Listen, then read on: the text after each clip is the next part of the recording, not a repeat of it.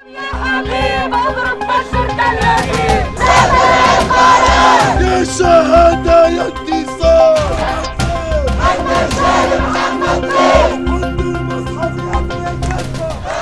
और उसके प्रॉक्सी गुट हमास के पूर्व चीफ इस्माइल हानिये की हत्या से अभी उबरे भी नहीं थे कि अब हिजबुल्लाह चीफ हसन नसरल्लाह की हत्या ने सबको चौंका दिया है। नसरल्लाह की मौत के बाद बेरूत में चारों तरफ इजराइल का खौफ पसरा हुआ है। नसरल्लाह की मौत के बाद ईरान भी गुस्से में है।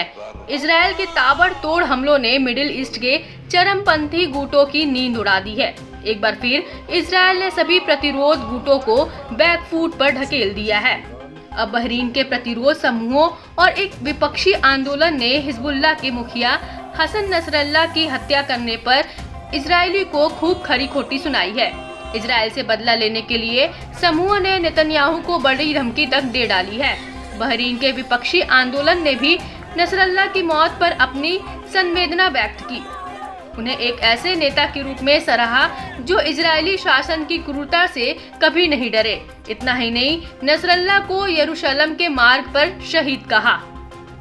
हिजबुल्लाह चीफ नसरल्लाह की हत्या से इजराइल विरोधी देशों को बड़ा झटका लगा है। इस कड़ी में बहरीन में सामान्य शोक की घोषणा की गई, तो वहीं इजराइल अमेरिकी अपराध के खिलाफ बड़े पैमाने पर रैलियां आयोजित करने का भी आह्वान किया गया है। वहीं बहरीन में इस्लामिक प्रतिरोध के बहरीनी प्रतिरोध समूह सराय अल अश्तर और सराय वाद अल्लाह ने भी एक संयुक्त बयान में हत्या की निंदा की और नसरल्लाह के खून का बदला लेने का आह्वान किया। समूह ने कहा कि हम बहरीन के लोगों से अपील करते हैं कि वे संगठित हों और अपराधी इजराइल से उनके खून का बदला ले, क्योंकि बहरीन की इस्लामी धरती पर मौजूद कोई भी इजरायली एक वैध लक्ष्य है। हम हर जगह सैयद हसन नसरल्लाह की तस्वीरें लहराएं, अपने गांव और कस्बों को पीले बैनर से सजाएं।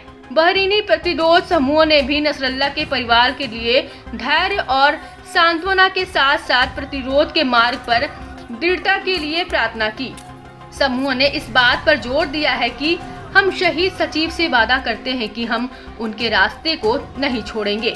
दुश्मनों का सामना करने, उत्पीड़ितों की रक्षा करने और राष्ट्र के मुद्दे, विशेष रूप से फिलिस्तीन के मुद्दे पर अड़े रहने में उनके जैसे ही काम करते रहेंगे। हिजबुल्लाह इस कठिन चरण को कुशलता से पार करने में सफल होगा, जब तक कि हमारे महान शहीद की इच्छा इजराइल को उखाड़ फेंकने, यरूशलेम को आजाद कराने और उसकी अल अक्सा मस्जिद में नमाज पढ़ने की पूरी नहीं हो जाती।